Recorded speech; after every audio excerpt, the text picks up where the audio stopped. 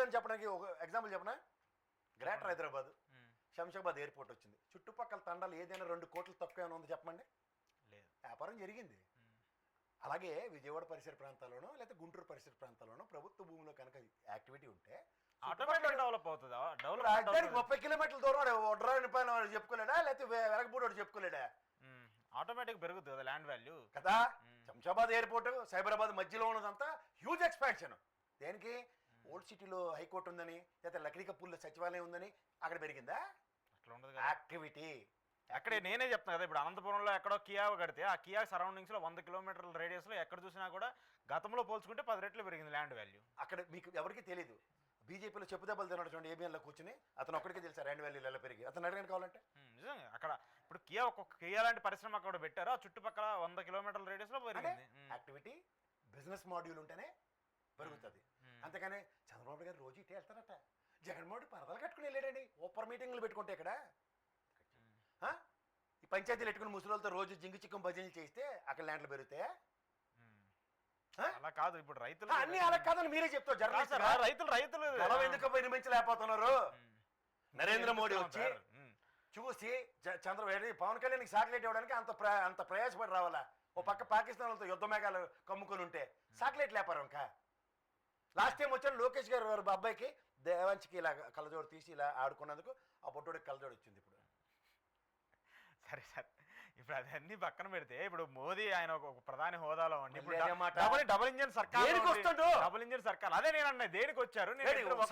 Double engine సర్కార్ ఇప్పుడు చదివిన అవే కదా. గుజరాత్ లో ఎవరు? నేను పుట్టుక నుంచి ఆయనే ఉన్నాడు. ఆ సూరత్ ప్రాజెక్టులు ఎన్ని ఉన్నాయి? 2 మెట్రో ప్రాజెక్టులు 2 ఏమవుతున్నాయి?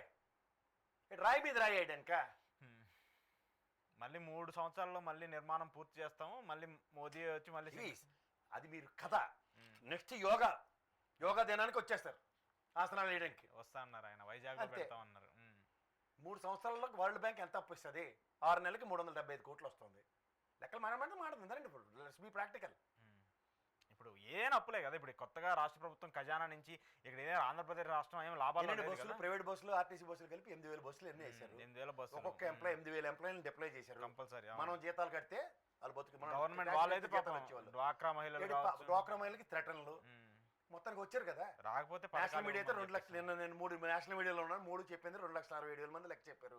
వీళ్ళు 8 లక్షలు 5 లక్షలు. మంచి రోజు ఏంటంటే తిండి లేని వాళ్ళే అలా టోటల్కి వెళ్తారు. వాళ్ళందరికీ పట్టిడన్నం దొరికినందుకు ధన్యవాదాలు. సరే, ఏదైనా దొరికిందా లేదని పక్కన పెడితే వచ్చినందుకు కనీసం ఏదో అంటారు చూసారు, కనీసం వచ్చినందుకన్నా ఏదైనా చేస్తుంటే బాగుండే అనే పరిస్థితి ఉంటే అది లేకుండా ఇది లేకుండా ఎవరికి వాళ్ళు షేక్ హ్యాండ్లు ఇచ్చుకొని ఎవరికి వాళ్ళు మాట్లాడుకోవడం వల్ల 700 కోట్లు ప్రజల డబ్బు మళ్ళీ అదనంగా ఖర్చు పెట్టి అదనంగా లాస్ అయిపోవడం వల్ల ఉపయోగం ఏమీ లేకుండా పోయింది. ఉపయోగం ఎప్పుడు లేదు.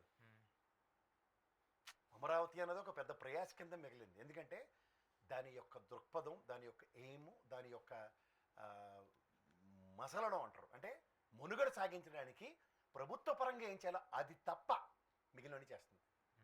కేంద్ర రాష్ట్ర ప్రభుత్వాలు 2 34,000 ఎకరాలు ఇచ్చిన రైతుల త్యాగధనుల్ని ఎంత హీనాతిహీనంగా హ్యూమిలేట్ చేయడం వీళ్ళకి ఇప్పుడు చేయాలి సార్ నిజమైన ఉద్యమం.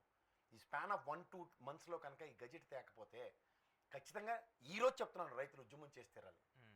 వాళ్ళు చేయాలి సార్. నేను ఈ మాట ఫ్రమ్ ద డే 1 నుంచి 10 సంవత్సరాల నుంచి నేను నా డిబేట్లు అన్నింటిలో 6 సంవత్సరాలు బట్టి నేను మాడుతున్న మాట ఇదే. ఇప్పుడు కొత్తగా గలం ఎత్తుకున్న తెప్పల స్థానంలో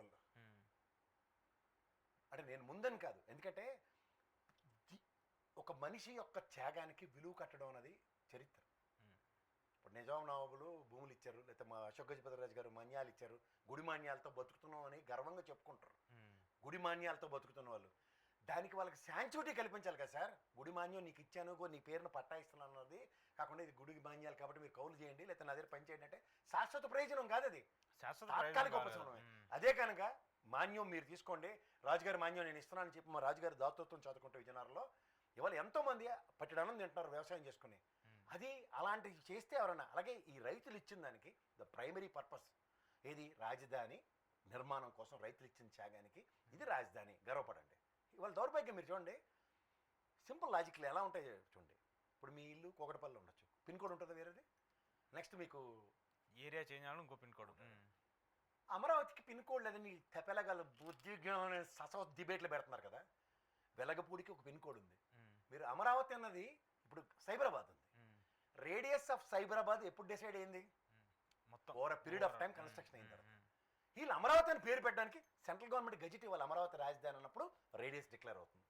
ఎంత అంటే ప్రైమరీ థింగ్స్ అన్నది చూడండి, అవి చేయకుండా వీళ్ళు ఎన్ని తాత్సరాలు చేస్తారో గమనించుకోండి. దీనివల్ల ప్రజలు ఎలా నలిగిపోతారో ఇది గమనించండి.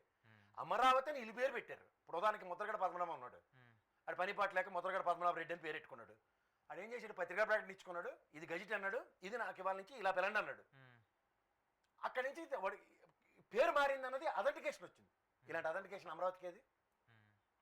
అమరావతి రాజధాని, శాశ్వత రాజధాని అని చెప్పేసి ప్రభుత్వం నుంచి గెజిట్ ఇవ్వాలి కదా. అఖండ భారత్ అల్లదేంటి, మన ఆఫ్ఘనిస్తాన్ మన దగ్గర తగలడిందంటే గాంధార్ దేశం అనేవారు, గాంధార్ అక్కడే పుట్టిందని. ఈ కథలు మాకు తెలుసు.